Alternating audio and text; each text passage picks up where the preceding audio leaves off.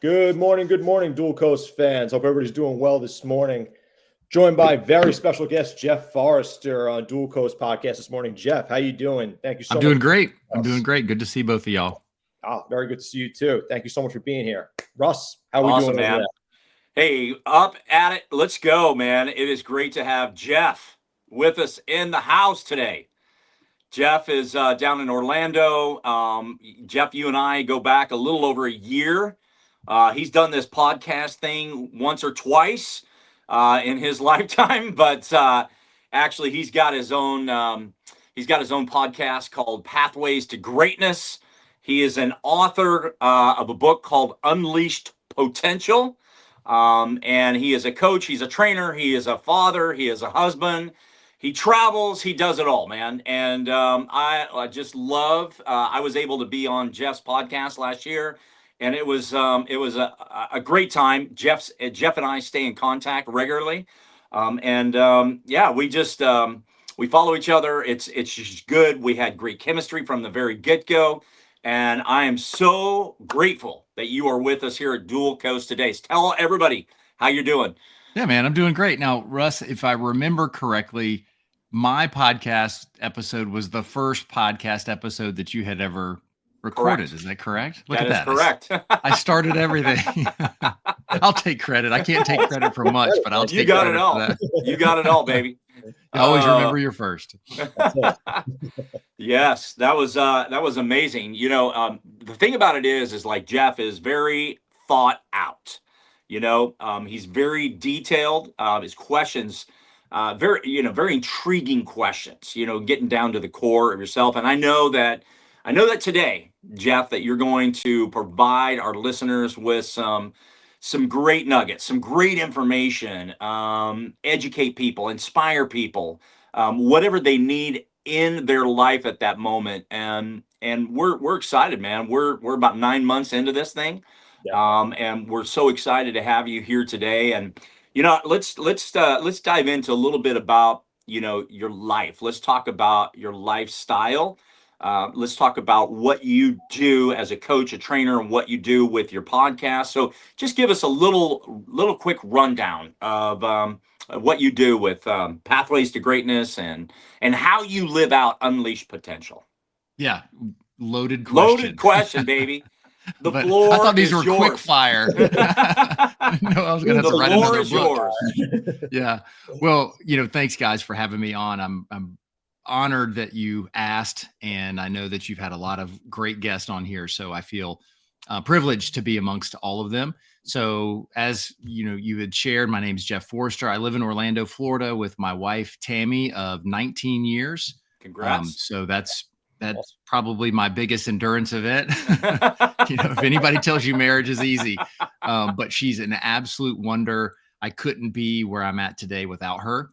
She supports me. She fills the house with grace and mercy, and she's just wonderful. And then I have 2 children that are the light of our lives here on earth. That my son Deuce is 17. He's a senior in high school, and my daughter Lorelai is 15 and a freshman in high school. So he gets to take her to school every day to his chagrin, but it works out pretty well. So that's the nuts and bolts of who I am here. I'm also a big follower of Jesus, and that has really pointed me and given me the North Star that I needed in my life to really find the direction of where I needed to go. And before, I was in a corporate career for 22 plus years, multiple roles there, from being in sales, from marketing, from training to first line leadership to leading leaders, a multitude of things. But for me, as work was the first and foremost thing that was on my plate. That was my priority, even though I would tell other people that, no, God's first, family's first. My actions did not reflect that. And everything was going haywire. And once I just redirected myself and rededicated myself to following Jesus, everything else fell into place. My marriage got better immediately. My ability as a father became much, much better.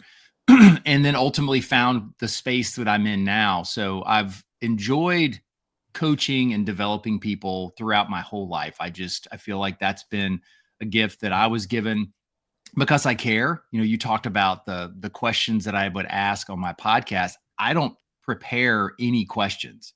I just intently listen to whoever I'm speaking with, and then just whatever question comes to mind, I think through. Mhm. And some of that also comes from 22 plus years of sales training. There's people that are good and gifted at asking questions, at making connections. And so the people who aren't think that, well, that's just not a gift. Well, that's a skill. It's a skill that we can all develop. Speaking to you guys here is a skill that you can develop. Eliminating ums, buts, stutters, all those things are skills that we can build upon. And so those things have helped me in my everyday life and not just in sales. So I would challenge everybody, and I'm sure if you're listening to this podcast, you're all about self-development, is don't just consume, actually start to put things into play. And so through all this, I ended up finding that I like to coach. I had things to share. So as Russ had shared, I wrote a book at the beginning of COVID. Didn't want to write it. I thought from an imposter syndrome perspective is, who am I? I'm just Jeff from Orlando. I'm not a billionaire. I'm not a millionaire. I'm not really a thousandaire. I'm not a former Navy SEAL. I'm not a former professional athlete. All these things that we see society tell us who we need to be to share our story. I'm just a dude from Orlando.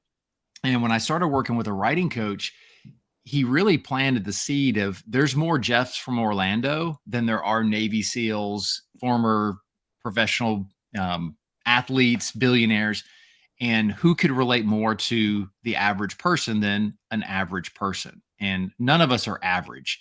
It's all, we're all unique in our own right. And so through that, I just started to think of, okay, how can I boil down a lot of the things that I've seen in people in their professional career, their personal career, in my professional career, and in my personal career. If I went astray on any of these points, that's why things weren't going well. And if I needed to align everything to unleash more of my potential, to get more out of what I have to offer, I need to make sure these 4 buckets are working in a more optimum space. And we all don't use everything we have. I think David Goggins has talked about it. You've seen multiple podcasts, books. What do they say? Anywhere from 10 to maybe 40% of our potential does anybody use? And I think probably the peak performers are probably maybe at 50 or 60%. So they're not even living up to what they can. And so those 4 areas for me, it's really comes down to communication. It's, what do you say to yourself and what do you say? So it's internal and external communication. How are you communicating with other people? It's understanding that your strengths and weaknesses build upon yourself. So many times in society, we all want to focus on strengths because weaknesses are considered negative, but your weakness caps your potential. If you're not willing to push that, raise that floor, or push that weakness a little higher, you're never going to go any higher than that. The phrase of, you're only as strong as your weakest link. Same thing with your potential. The third one is, who do you surround yourself with? So it's all about self-development. And so for me, is in this day and age, you have podcasts like Dual Coast, you have podcasts like mine, YouTube and Apple and Spotify is littered. I don't know the number, but there's got to be millions of self-development podcasts out there. There's books galore. And Dan, I don't know how old you are, but I'm 52. When I was growing up, you had to find it, or you had to spend $800 for a VHS cassette set of self-development things from Tony Robbins. So it wasn't as easy, but there were still books. I mean, there's been books. One, the Bible is the best self-development book that you can find. But then there was Think and Grow Rich. There was, all these different books that existed that we could have tapped into. But so many of us like to consume and not put things into play. So self-development, we have to own it. And then also within that self-development is, who do you surround yourself with? Mm-hmm. Gentlemen like the two of you, you're only going to get better by hanging out with us, because we want to be better. We know that we're not the best. We know that we're constantly learning every day. So hanging around people like that is way better than the ones that just want to, you know what, it's good enough. Life's fine. You know, I'm just going to kind of float through life, and there's people like that, and that's fine if you feel like that you're happy there.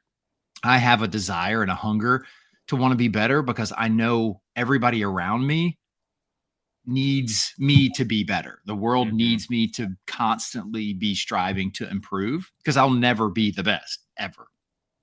And then the last one is just making a plan, setting a proper course, putting a plan on paper, putting a plan together to know what you want to do and where you want to go. So those were four things, four buckets that I would see in my life. If, and even today, if I find myself kind of squandering and flailing around in the river of life, I have to look at myself and go, okay, which bucket is failing? For a lot of times, it's the internal voice that I keep telling myself because I start to believe the voice that's lying to me. And then the other one is plan. Those are the two that if I feel like I'm failing, and then many times it's writing a plan down because I think I can wing it, I can go there. But then once I realize that I'm not hitting on all cylinders, and I go, wait a minute, I never wrote anything down. So I have a whiteboard, I have paper, I have apps. So I would encourage everybody to write everything down that they possibly can. So as I continue, I know I told you it was a loaded question. And then that led me to coaching. So through coaching, I thought I was going to coach guys like us, middle-aged guys, corporate people, corporate leadership, management. And then over time, I realized that just wasn't catching on like I had hoped. And I'm glad that it didn't. Now I work with guys like us, but my primary sweet spot are student athletes. So usually the high school to early college is where I've really spent most of my time. And ultimately it's the high school student athlete is the one that I find myself working with the most. And a lot of it's because I'm in it. I'm in it right up to here, actually probably up to here, because both of my children are student athletes, and I just see the struggle that they have. I also work with parents of student athletes because that is a task in and of itself. How do we balance pushing, challenging, but without overwhelming? And I have tipped that scale many times where I've overwhelmed my kids because I see their potential. I see what I wish somebody would have pushed me. And many times I go probably a little too far. I'm sure if you ask them, it's all the time I go too far. But when they look back, they'll see that I'd rather err on the side of going too far than not far enough and say, well, why didn't you push me a little harder? Why did you let me off the hook? Versus, man, you were really tough on me and I didn't understand it at the time, but I appreciate it. I had a great conversation with a friend yesterday, and that's what he said. He goes, I looked back and he's like, dude, my dad was tough on me. And he's like, but I'm glad. I'm glad that he was, because it got me through really tough times in my life because I knew how to do hard and I knew how to just work when everything around me was not in a good place and I wasn't in a good place, but I got through it. And so we all see that. We all look back. I do an exercise many times doing a timeline of key events in your life, of pivotal moments. And this is great for adults to do is find some of those timeline moments that you feel like impacted your life the most in a positive or a negative manner. And then that just gives you a roadmap of, okay, I need to work on this because I still haven't dealt with this if it's negative. Or it was negative. How did I manage through it? How did I create a path to get me out of that? And then the positives, like, okay, how did that happen? They say success leaves clues. Problem is success makes us lazy and we don't look for the clues. I don't. I've had a lot of success in my life and then I just keep moving on. I'm like, yay, I won the Crystal Trophy. I'm on the stage. But how did I do that? What did I do? Who did I surround myself with? How did I plan? What were the key elements? Sometimes pure luck. It's just the way it fell. And I was the beneficiary of that at the moment. Sometimes it was work. I had to work to get to where I was at. And it's good to be honest with ourselves. Yeah. That's awesome. Sure. For sure. That's amazing. That was I a don't lot. think you. I don't think you gave enough answers I don't though think to you my covered question. Oh, I was just taking a breath. I wasn't done. Oh man. Jeff, I want to touch a little bit real quick on the coaching. So you work very closely with student athletes and you help them build structure and resilience. What would you say is one of the number one disciplines or the habits that you see that separates those athletes from those who succeed and those who kind of fall short? I would say following a schedule. If the ones that really do well in pursuing their goals, one is clarity. So I know you asked one thing, but it's clarity. They understand where they want to go. And it's really tough for young people. We expect young people at 15, 14, 16, 17. What's your goal? What's your plan for your life? I had no plan for my life at 16. It was where were we going to meet on Fridays or where were we going to meet the next day? And for me, I was a fat kid. It was, what am I going to eat next? But we put too much pressure. We really do. We put the school system don't get me started on the school system, but just there's too much pressure on kids to perform. So they don't feel like they can even, and as parents, we don't feel like they could go outside and move every day, go outside and ride their bike, go outside and play. It's no, you need to go train. You need to go do this. You've got homework to do, because the system has created this trap and you're starting to see people break free from it. And that's where, clarity comes into play, is if you have someone that really knows what they want, or they think they know what they want, that's still direction. So you have to have direction. And so a lot of times I ask for a vision. If what do you want in your life? And if you think about the two of you, when you sat down and created Dual Coast podcast, what's the vision for Dual Coast? What do you want to? I'm still wondering. Yeah, I'm just kidding. Yeah. Well, what do you want to accomplish with Dual Coast podcast? I think one of the biggest things is just spread awareness of certain things, certain topics that we discuss. Mental health awareness, physical health awareness, motivation, empowerment. I think those are some of the real topics that we try to focus on and really try to bring people on who preach those topics, and we try to get across that word of that. Yeah, exactly. So you have direction. You have, okay, I know now. I mean, and that wasn't formal.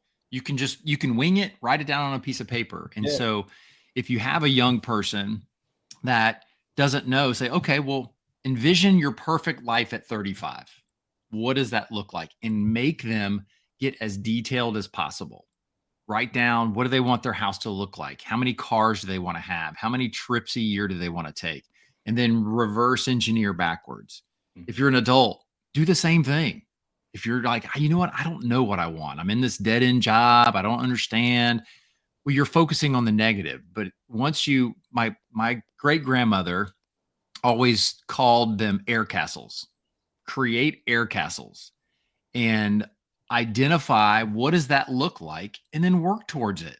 And it's that old adage, if you shoot for the stars, shoot for the moon and you'll fall amongst the stars, or something to that effect. But anyways, if you aim high, it's better. And I picked up duck hunting recently, and they talked about nobody's ever missed a duck by leading them too much. We all fail because we don't lead them enough. And it's the same thing with our goals and our visions. We don't look far enough ahead. So therefore we can't accomplish what we want to accomplish. And I'm preaching to me, fellas. I am not preaching to the audience. This is something that we all suffer from. Even the highest achievers, they experience that. And when you look at certain cultures, they do, like the Japanese, they make 100-year plan. We make a 3 to 5 year plan. Tell me who's going to win and who has more patience. It's the person with the 100-year plan, because that means every single day they have to show up. But they also understand is that as long as we're making progress, we're making progress, and we expect too much too quick. So, you guys are having fast success with this podcast. Congratulations. It's awesome. My podcast is not, but I'm going to do it every day because I started it for the sole purpose to have conversations with people, to learn, to experience, to grow myself. And if I happen to pick up a huge following, great. So my purpose for my podcast, where I would love to have success, I also understand what it takes to build that. And I'm not willing to put that much effort into building it. So I can't be disappointed if I'm only getting 20 to 50 downloads for every episode. 50 would be great. And so, but that's the problem, is we set improper expectations. So then you talked about when you have clarity, then you're able to set proper expectations, that then you can set a plan. And the ones that have success understand that there's work needs to be done, and they're willing to do that. The ones that don't have as much success make a lot of excuses. Yeah. And that's again, that's adults. And so my goal working with young people, and why I really enjoy it, is imagine if you can start to shape a young person and teach them some of these things to where they're not carrying all these bad habits into their adult life like we did. If you don't have a good mentor, if you don't have someone that's giving you some insight, are you going to listen to all of it? No, not at all. Of course. But if I can get them to think about 10% today, and then in 10 years they go, oh, you know what? Coach Jeff was telling me about this, that he said that we would, if I had a plan that would work better, let me just sit down and write a plan. And maybe they do one plan a year. And so that's the goal, is if we can build on that. And I tell them, I said, look, I'm trying to give you the cheat code. We've been through it, and I'm just trying to give you insight that if you just do a little bit of what we talk about, you will set yourself apart from everybody else in your age group. You will be able to accomplish more in college. You'll be able to get jobs faster. You'll be able to do more of what you want to do if you just start laying some of these little things on one another. And the biggest one is just stop making excuses. Yeah. If you don't want to do something, just say, you know what? I don't want to do it. Because I'll have people, friends, adult friends, are like, oh, I just can't seem to lose weight because I just can't find the time. Can you not find the time, or you cannot make the time? Yeah. And it all comes down to it. And Russ, I know that's your message, is get outside and walk a mile. I mean, for the most out of shape person, the worst a mile probably would take is 30 minutes. That's it. Right. I mean, max. And if your life is so busy, you can't carve out 30 minutes, then you've got too much in your life. Yep. And you've got to reorganize and understand where it's at. And if you have an animal, take them out and walk them. You don't have to do the whole mile in one fell swoop. Chop it up, take them out, and take them out again. They will love you for taking them out. I did an event several years ago. This was back in COVID. It was in 2020. I did the Calendar Club. I don't know if you guys are familiar with the Calendar Club. So I did the Canadian version, so it was a little shorter. So Jesse Itzler started the Calendar Club in February, and he did a mile for every day of the month. Well, my buddy from Canada, he's like, let's do a kilometer every day. So I did. And it was a commitment, and you could chop it up however you wanted it. So the first day, we did it in April, so we did it in a longer month. So you do 1 kilometer, then the next day it's 2 kilometers, 3, 4, 5, up until the very end, to where it became a scheduling chore. Thankfully, it was during COVID and there wasn't a whole lot going on, so you could get out. And I'm in Florida, so you could actually go outside. But you would go outside and you had to plan your day. You had to plan everything out. And what was most amazing, and Russ, you'll appreciate this, by the end, after I'd gotten all the way through, then I realized on the first day of the next month, when I didn't have to, it was harder to not get up and go outside than it was to stay inside. Like, I felt awful staying inside, even though I was sore, my feet hurt. I knew I had a lot of time back in the day. And that's what happens, is you start to build on habits to where it's 1 kilometer one day, 2 the next day, and it just becomes part of who you are. And you don't complain anymore because you have a plan, you have a goal that you want to accomplish. And I'll tell you, that last day of that month, I decided to not break up that last day. So it was about a 20-mile, I remember 31 kilometers were, so I did like all 19 miles in one fell swoop. And I cried when I crossed that, because that was a big accomplishment to do something little by little every single day. Oh yeah. So Dan, that's what I see with young people, or the ones that are willing to do those little things every single day. They have clarity of what they want. And it's okay if you don't, but it still doesn't mean you shouldn't work towards something. You still have goals to graduate high school. You still have goals to be, if you're an athlete, to be the best athlete in the sport that you're playing in high school. Whether you want to continue on or not, that's irrelevant in the moment. You still have things that you want to show up. And that's what I try to convey is, whatever you do it to its fullest. Give everybody 100% of your effort, because yes, it's in school and you think, well, what do I need to do? I'm not a starter. I can't do this. I can't do that. But think about in work, and, who do we applaud the most? Yeah, it's the people that are successful, but it's the ones that may not have, like in sales, may not have the most beneficial territory. Like, that's a tough territory. That joker is up every day and out the door. Like, I appreciated when I was managing people, it was the one that I knew that I never had to worry about going to work. Whether they had great numbers or not. If they didn't have great numbers, there was usually a story behind it, but it was the ones that I always questioned. Are they getting out there? And yeah, they had good numbers, so they felt like they didn't have to do anything. I'm like, well, I could have a vacant territory and it do decent. So really, what are you contributing? And so to me, they were lying to themselves and selling themselves short because they weren't showing up with effort every single day. Wow. That's awesome. Hey, Jeff, you work with kids all the time. You work with groups, individuals. As a coach, as a personal trainer myself in the past, it's always amazing to see someone overcome a challenge or develop a skill, or you see them mentally grow, right? And sometimes you can see that in a few lessons. You can see it, maybe in a few weeks. Sometimes it's a month or even longer, right? Go back in your memory bank, and it may be recent, maybe years ago, but what is one highlight that you have, whether it be your own kids or whether it be a kid or a group of kids, a team effort?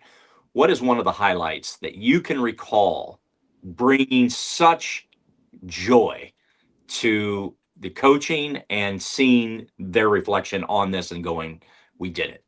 The first one it's a great question. The first one comes to my mind was a young man who had just graduated high school, didn't know what he wanted to do, was kind of flailing around, didn't want to go back to school, wanted to do kind of whatever, didn't have a job. And his mom's like, we got to figure something out. This just isn't working.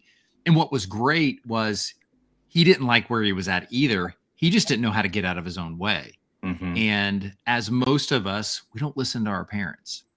Our parents are white noise. We just heard them tell us to clean our room every single day for the last 18 years. Now they're trying to give me life advice. Who are they? What have they gone through? And then the other challenge is some parents just aren't equipped to communicate and to coach people well. They have the experience. They just haven't been taught. Again, all of my corporate training has led to this. My certifications have led to this. It's a skill on how to approach people. It's why I'm not a therapist or a counselor, because I'm not skilled and trained of how to help people deal with things in their past. I know how I do it, but that's probably not the right way. So I don't do any of that. So I help people move forward. So this young man, he was a very skilled, hip hop dancer, like was in a dance studio, was an instructor. And so we sat down and we started talking about his vision of what he wanted in 10 years. He's like, I want to open my own studio. I was like, okay, let's figure it out.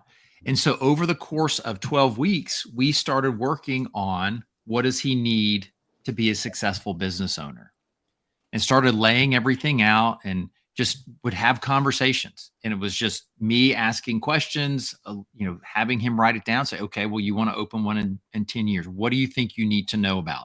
So he's like, well, I probably should know about accounting. I should know about this and about that. So we went through it. It's like, okay, where can you learn these things from? And he was working at a studio. I said, well, maybe I can talk to the owner and find out what they do. Well, as we continue to go through, come to find out, he was like, you know what? I met him. He's like, my dad and I were looking at the local community college, and they have a small business owner's degree. I was like, oh, okay. Well, what was intriguing about that made you pause to figure out what you wanted to do? He's like, well, we talked about that I needed to know about finance. I needed to know about accounting. And this had all of those things listed there. I was like, okay, well, do you have to go and sign up for a degree, or can you just do classes? He's like, I think I could just do classes. I said, okay, well, do you feel like that would help enrich the conversations you're having with your boss about finances and how she does her business accounting and all of that? He's like, yeah, I think so. So lo and behold, he signs up for class. Then next thing I know is he's signing up for another class.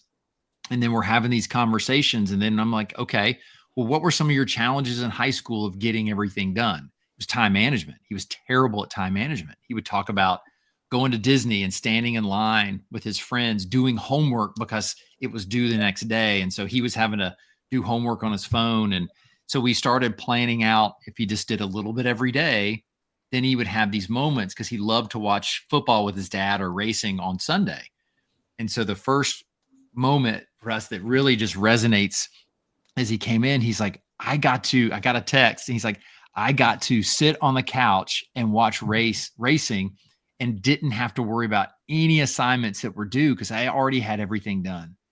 And it was just so cool to see him flourish because, Dan, like you had said, he had a vision, but he had the desire. He didn't like where he was and knew that he was capable of more. He just didn't know how to do that. And so just through questions, is we all have the answers inside if we're willing to share those. And he was, and it was a beautiful thing to see. And then as we went through, he was continuing to do that, but then found a job doing like wiring installation with a friend of the family. And then he was picking up a full-time job, but was still able to stay in school and balance everything. And now I'm going to have to check in with him today to see how things are going.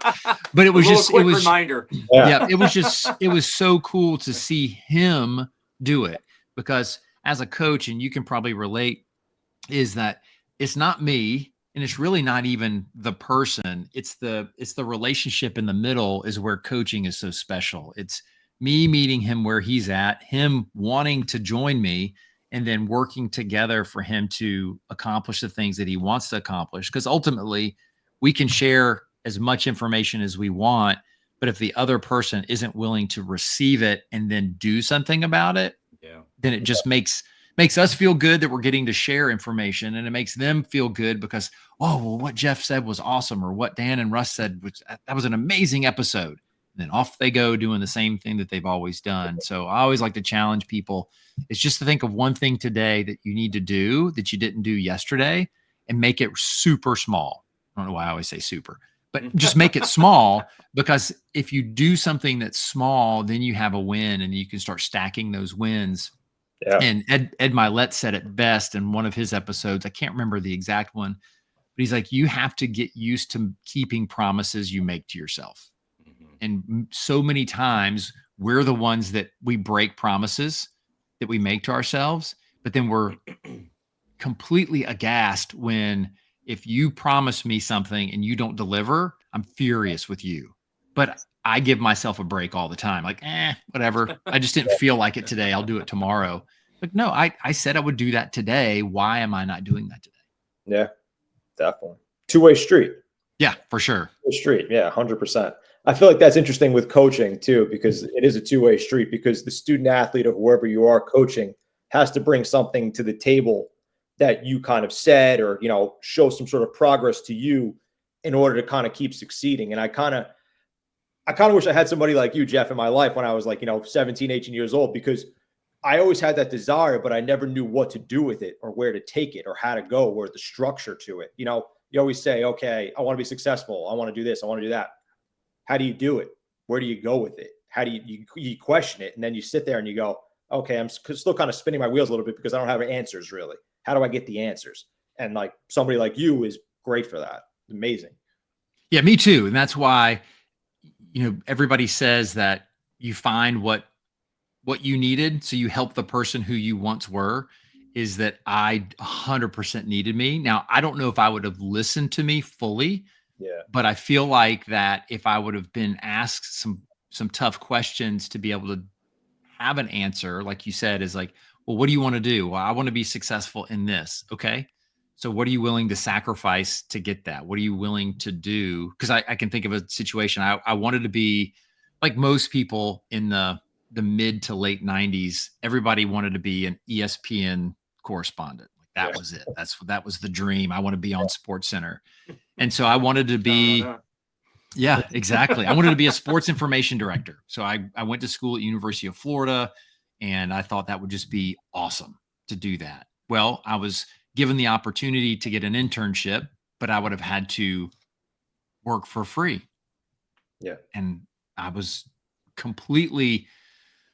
I just didn't know. I was very naive in life, not understanding what all that meant. And the guy laid it out. He's like, here's what you will have to do. You will have to work every weekend at all the sporting events. You have to work for free. You're gonna have to put in, work your full-time job. And then as soon as you're done with your full-time job, come over here. And then maybe after a year, I can get you a paid internship for like maybe $12,000 to $15,000 a year. But you'll be able to work towards things. And, again, seeing it now is then 20 years later, I could have been a sports information director. But at the time, I thought there's a local grocery store called Publix. I was like, I could go stock shelves at Publix and make twice as much as what this guy's telling me, because I was focused too much on the money and the salary versus the experience and the learning. And now I see that. And that's the challenge, that as a young person, I wish somebody was like, look, don't be so small-minded. Don't look about today. Let's look about in 5 years. What can you accomplish in 5 years that you couldn't at Publix? Yes, you could raise the ranks. I know people that have been extremely successful working at this grocery store, starting bagging groceries, and then next thing you know is they're running a store and all of these different things. But most people would still be in 5 years stocking shelves, making just a little bit more that they make every year. Versus if I was seeing the opportunity, then I would have been able to grow. The book not Think and Go Rich, Rich Dad Poor Dad, Robert Kiyosaki. A lot of people have read that book. And one of the things that stood out to me, which I wish I would have read when I was 17, but it wasn't there, was that he went and worked for successful people for free. Yep. To learn. There was a great episode for Colt McCoy, who was a big Texas quarterback, played in the league, I think 12 years. And in the off season, he found CEOs to go mentor and work for free in his off season. And through that, now has a highly successful commercial real estate business in Texas. Now, it helps to have the name, but just having the name doesn't mean you're going to be very successful in commercial real estate. It could be a disaster, because that's a very scary area to be in. And now he's got employees, he's got all these things because he was willing to pay the price. And I know people listening to this may think, well, he was already a multimillionaire, so what was the point? Yeah, he was a multimillionaire willing to go work for somebody for free in a position just to learn. So when we talk about sacrifice earlier, what sacrifice are you willing to take for the long-term gain? And that's where most of us and young people fail. And that's why I want to include most of us, because it's not just young people every day. We're not willing to sacrifice now for gains later. We're not willing to sacrifice the lack of pleasure or comfort for long-term ability to be able to manage through hard things in life. It's Russ keeps telling me to get out and walk and move every day. Well, I'm going to have to miss a show, or I'm going to have to take a second shower. I'm going to have to something. You're making excuses of why you don't want to do something. And I'm just not willing to sacrifice that for this. And so many times, unfortunately, we're not willing to sacrifice something that's detrimental to us, but brings us pleasure for something that will, in the long term, be better for us. Skipping the donut. I'm sorry. It's a wonderful thing. I love donuts. But in the long term, really, is it bad if you skip it for you? No, there's no vitamins in it. There's nothing in it worthwhile. But so many people would be willing to skip the banana, skip the bowl of fruit for the donut because the donut just tastes better. It just it pleases the physical side of us versus if you retrain the brain and instead of going, oh, I hate eating strawberries. Well, if you say that all the time, you're going to hate eating strawberries. But if you say, you know what, these strawberries are a better decision and these strawberries are good for me. Walking a mile, walking 2 miles this Saturday is good for me, regardless of whether or not I want to do it. It's the right decision because nobody's ever said, I wish I wouldn't have taken that walk today. Never heard anybody say that. Or I wish I didn't go to the gym today. Like, oh man, I'm sorry I went up there for 45 minutes and sweat. It's like, you know what? I'm really glad I got up and did that. I didn't want to, but I'm glad I did it. And reading a book. So it's not all just physical. Usually it's not like, I mean, sometimes if you watch TV shows, you're like, okay, well, that was a waste of 45 minutes of my life. But usually with a book, it's like, okay, well, I did get something from it. And that's the mentality we have to take. And I know that I've really been chasing a lot of rabbits with this, Dan. And it just comes down to clarity, vision, and what are you willing to sacrifice and put work into to accomplish those things. Yeah. I think that we need to write a book called The Dopamine Donut. I like that. The hit, right? Yeah, it's real. It is in society right now. It's all about dopamine. Social media, the dings on your phones, the emails. That's the difference when we were younger to now. The dopamine was received in a completely different way than it is now. It was. I would contemplate whether or not it was safer because it was building a ramp and jumping a bike in the street. You had a homemade ramp or it was running around doing something outside as you found, that was where you found your dopamine, where now you just see them. It's just this, and it's not just kids. I'm not pointing the fingers at any generation because I see plenty of old people sitting at like across from their spouse and they have their whole iPad set up, the two of them, and I'm going, what's the point? What is even the point to go have dinner together? Right. If you're going to sit there and look at your phone and your iPad, but whatever works for them. I'm not judging. I'm just questioning. And that's the trouble. And that's that I try to see. And I've had success with this also, Russ, thinking about it, is I had a young man realize he had a serious problem with TikTok. And so he decided, he's like, I'm just going to delete the app. Well, then he kept finding himself going back and reinstalling the app. But it was at least making him aware of what he was doing versus the mindless scrolling. Then he's like, okay.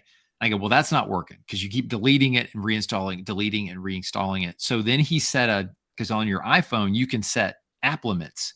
So he set an app limit for 15 minutes, had a password that he did not know that his mom knew. And he's 18 years old, getting ready to go to college. Because he knew it was a problem and it was interfering with studying and interfering with social life because he would just find himself mindlessly scrolling. Wow. And so he found something that worked for him. He's like, okay, I get my 15-minute hit and I have to make sure that I may do a couple swipes and go, well, I don't want to use all my 15 minutes right now. And then it would just close out. Yeah. And so then he would ask his mom, and then so she got to have a question. So, I do that with my daughter, is that I'm like, okay, well, your time's up, and she's requesting more time. And I was like, well, have you done these other things? Or are you just sitting there looking at your phone all day? And then we can measure. I can look back and go, this is how much screen time that you've used on your phone. And my son's 17. And so we had a deal when he was 15, he felt, and he's very responsible. He's like, Dad, I think I can control myself. And so I was like, okay, well, there's a great book called Smart Trust. If nobody's read it, it's a really good one. It's basically trust through measurement. So it's not blind trust. It's not no trust at all. It's like, I'll trust you, but we're going to measure this as we go to see if trust is continued to be given. And so he would have good days and he would have bad days. And then we would go over it. And I'm not perfect on it, but then occasionally I'll go back now. He's 17. He's going to graduate soon. And I'll go, dude, you literally spent 4 hours a day over the course of a day on your TikTok. Because I would see what he had for the week. It's like you spent a day cumulatively on TikTok for the week. So you lost a day. Yeah. And he was like, I didn't realize it. And then I looked at mine. I looked at my Instagram time was getting up to be 2 hours plus a day of just going on there scrolling. But I would use the excuse, well, I need it for my business. I need to connect with people. Get like 2 messages. So it's like, doesn't happen. But I made that commitment is that when my time runs up, then I'm done. And then I'll look at it and I may swipe up, but I only give myself 15-minute increments. And I just check for a message, maybe a couple swipes, and then I'm done.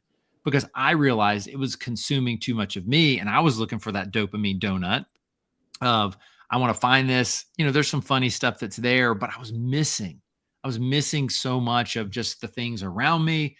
Instead of swiping through Instagram, pick up the phone and call somebody, text somebody, send them a message, have a conversation with my wife or my kids, take the dog out for a walk.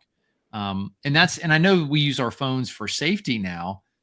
I've started trying to, because I have a really nice neighborhood that's quiet and safe, that I leave because I can walk a decent amount and still be close to my home, is I leave my phone at home.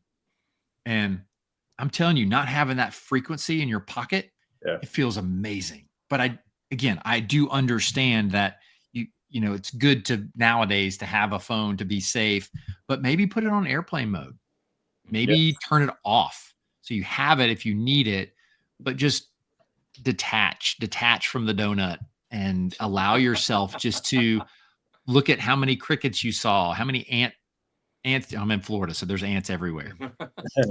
But just how do you enjoy those things? And then just breathe, just look around and breathe. It doesn't have to be a complicated Zen moment. Just go do something. Sure. Absolutely. Well, hell, I can't. Which way do I lean? I can't help but plug this right here. Unplugged. Yeah. Unplugged right there. I knew you would like that topic. Yep. Unplug from devices and, disconnect, get out in nature.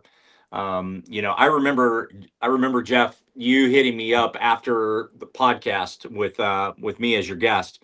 And I remember I don't know, I think it was within about a week or so, maybe a couple of weeks. And you're like, you know what? We have gotten away from taking our dog out and going for walks, and then pretty soon you reconnected doing that. And that brought me a lot of joy. And I didn't forget that. It was like, it's simple, right? Your dog needs exercise. We need exercise, right? And this is a time that we can come together. We can connect as a family and get out. And if we can't connect as a family, but we got things to do, somebody has to get out and be able to do that. And it's just a great thing to do. Yeah, and it pulls people together and it's easy. And it's another good reminder because, again, with our kids' schedule, everybody's around. But that was one of the best things we used to do is hop on our bikes and ride to the little Mexican place down the street. And it was fun because you'd see different things and the kids always had a smile on their face. I mean, you can't, be outside really and be mopey for long. And we don't do those things as much anymore because we just allow all the noise to get in the way and excuses of like, I don't have time. I've got to do this. I got to do that. And some days it is a challenge to just all 4 of us be in one place at one time. But what kind of a sacrifice are we making in the long term if we stay fragmented, then we won't be close later. And that's why we've made a decision is once a year, all 4 of us, we take a big vacation. And we have fun and we go somewhere. Typically we go overseas and they can't use their phones.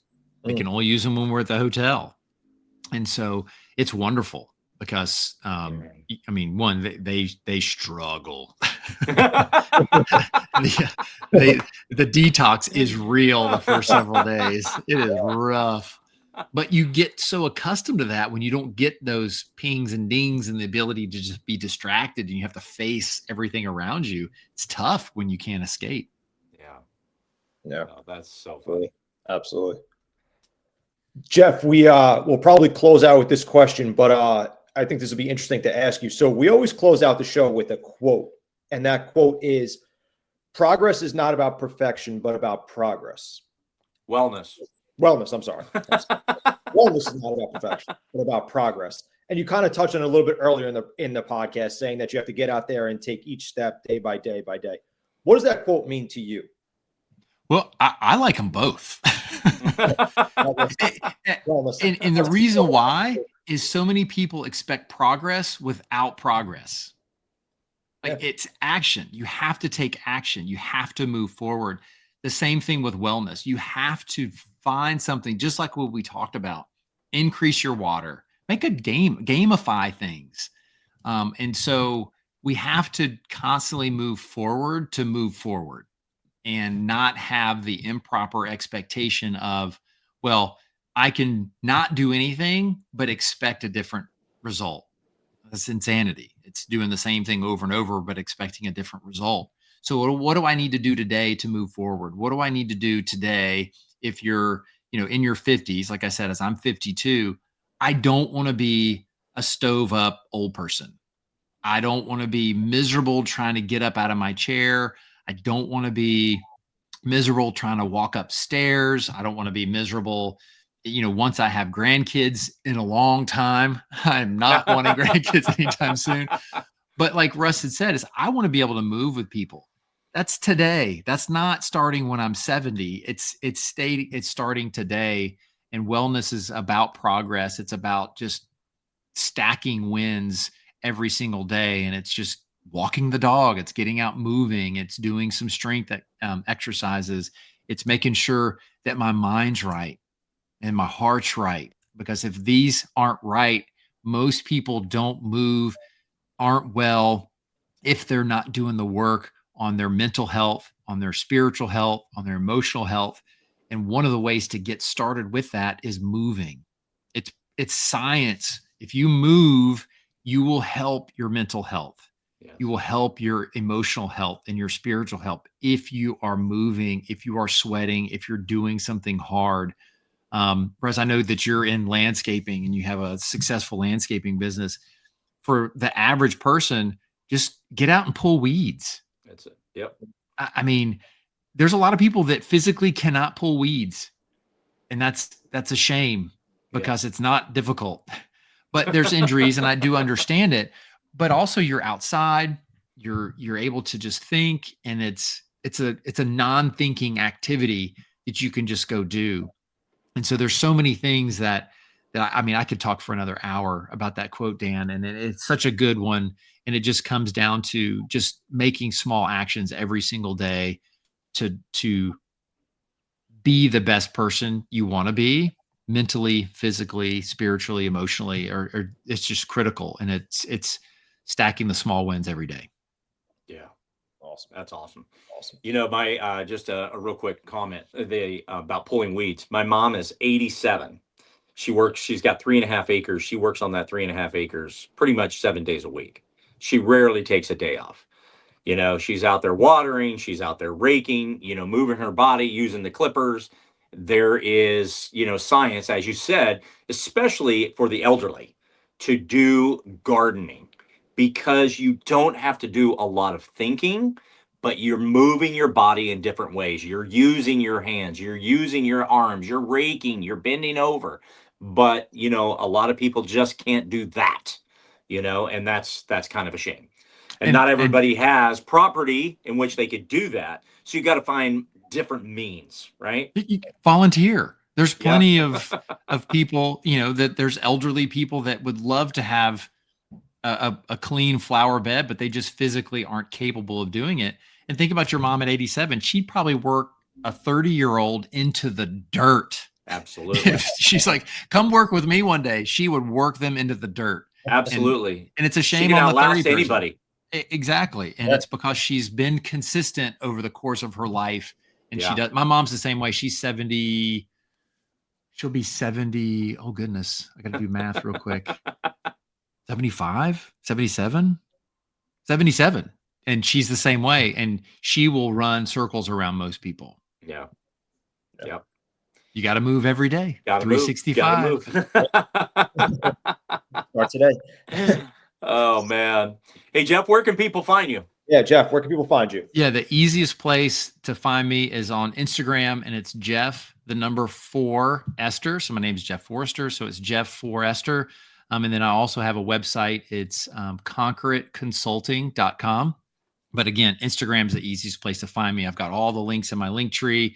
You can see where the latest episode is for the podcast. I'm on Apple Podcasts, Pathways to Greatness. And then I started a YouTube channel as well where you can watch the episodes there, and that's Pathways to Greatness as well. Awesome. And pick up his book, Unleash Potential. Yes. And support this guy. Support this guy. Absolutely. It's been great, Jeff. So much appreciated for you. So appreciated for you to come on today onto Dual Coast. Yes. Yeah, man. Thank you, Dan. Thank you, Russ. I really do appreciate it. And I feel like I filibustered a little bit, but I guess I had a lot to say today. Amazing. It was fantastic. Thanks for being here, Jeff. Really appreciate it. Everybody, check us out at Dual Coast Podcast on all social media platforms. Check us out on Amazon Music, Apple Podcasts, Spotify. Jeff, thank you so much for being with us this morning. We really appreciate it. Appreciate it, buddy. My pleasure. Good to see you. You guys take care. Likewise. Mm-hmm.